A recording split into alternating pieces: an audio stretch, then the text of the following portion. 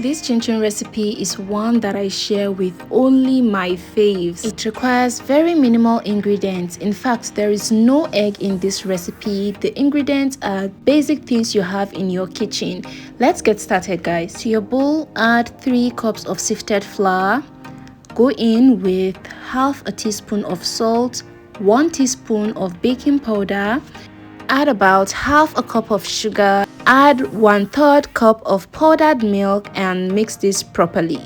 You might want to switch the powdered milk for milk flavor. Mix till combined, then add 2 tablespoons of butter. This is salted butter, and mix well till combined. Use your hands to make this properly so there is no big chunks of butter till it's just like this. Make a little well in the middle and go in with your water. Add your water little by little. You don't want to add your water all at once. For this chinchin recipe, please don't add too much water. Just little by little, just the way I'm adding it. I add my water little by little till it starts to come together. So if you want that really crunchy and delicious milky chinchin, add your water little by little. One thing that ruins chinchin mostly is people tend to add in too much water. At this point, your dough might seem a bit too stiff or too strong, but don't worry, keep kneading this. It's going to eventually come together just like this. So I'm going to knead this a bit more, just for about 1 more minute. This is what your dough should look like when you're done kneading. When you poke a finger inside, it shouldn't bounce back. Flour up your work surface, just with enough flour. You need to be generous with your flour. Place your dough on and press down like this. Then you're going to roll this flat, really flat.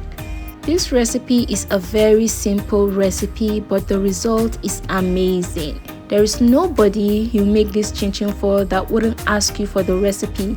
They will even want to pay you for it. And if you want more chinchin, all you have to do is double the recipe, triple the recipe. It's basically the same recipe and it's so easy. After rolling, I'll just roughly trim off this side because it's a bit rough. It's optional. If you don't want to trim it off, fine. Then I'll go on and cut just like this. So one thing with this is that you need to make sure that it's not sticky. If you mix this properly with little amount of water, it's not supposed to be sticky. Still, sprinkle enough flour so that you'll be able to cut properly. And if you're a first timer, this is your first time, I won't recommend you cut like this. I'll say you cut this one after the other. You don't want to cut it too much so that they don't end up being too sticky. But as you're working this, make sure that you sprinkle in enough flour. So go on and cut till you're done.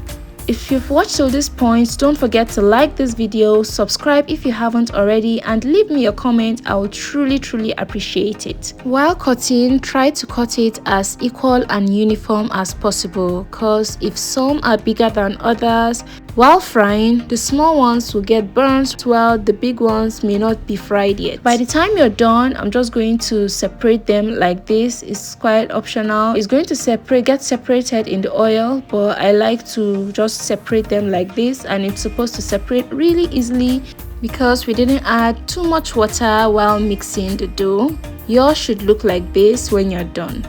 I'll just transfer everything to a bowl.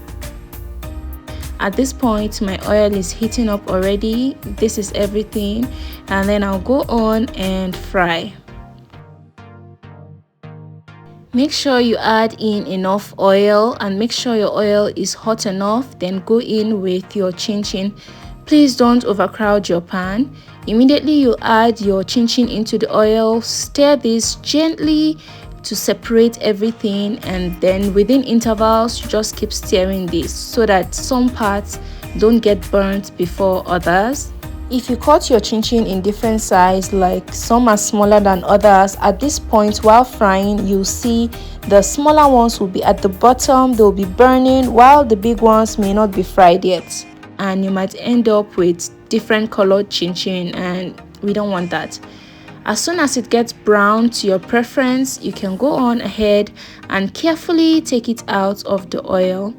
And do this fast because it gets brown really fast. So how do you like your chinchin? Golden brown like this or almost burnt brown? Please leave that in the comments below. When you're done, take it all out of the oil and place in a paper towel to strain out all the excess oil.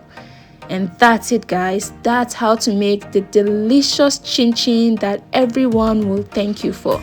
Trust me when I say that this is so crunchy, so delicious, and so addictive. I'd also like to know where you all are watching from, and I'd also like to thank you all for the likes, for the comments, for the shares. I see the comments and I truly appreciate you all. We are growing and I thank God and I thank you all for that. The likes, the comments, the shares really pushes my videos out there and I'm truly grateful. Thanks for watching and see you in my next one.